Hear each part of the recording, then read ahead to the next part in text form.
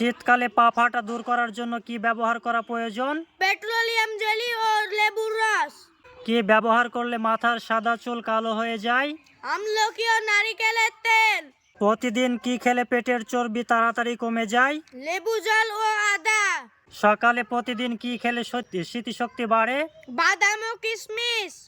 ভগবান শ্রীকৃষ্ণ কত বছর পৃথিবীতে বেঁচে ছিলেন? 125 বছর 8 মাস 7 দিন। কুরুক্ষেত্র যুদ্ধে শ্রীকৃষ্ণের বয়স কত ছিল? 89 বছর।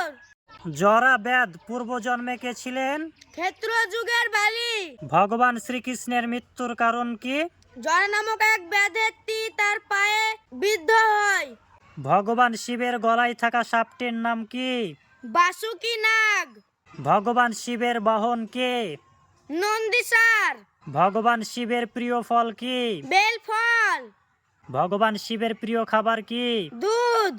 ভগবান শিবের প্রিয় ফুল কি? ধুতুরা। ঘরে ঢুকে কোন সূরা পড়লে অভাব দূর হয়? সূরা ইখলাস। ঘরে বরকত বৃদ্ধির জন্য কোন সূরা পড়তে হয়? সূরা বাকারা। ঘর থেকে অশান্তি দূর করার জন্য কোন সূরা পড়তে হয়? সূরা বাকারা ও আয়াতুল কুরসি। সন্তানের হেফাজতের দোয়া কোন সূরা দিয়ে?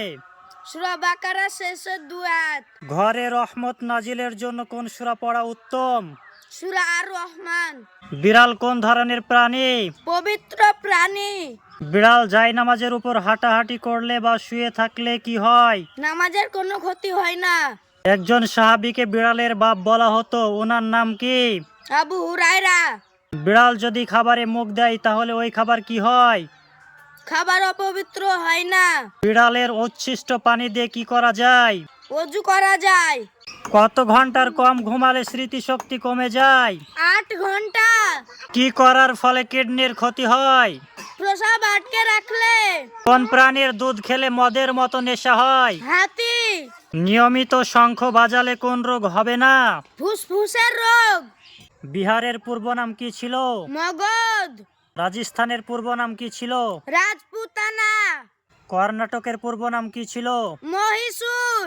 তামিলনাড়ুর পূর্ব নাম কি ছিল? মাদ্রাজ রাজ্য। আসামের পূর্ব নাম কি ছিল? কামরূপ।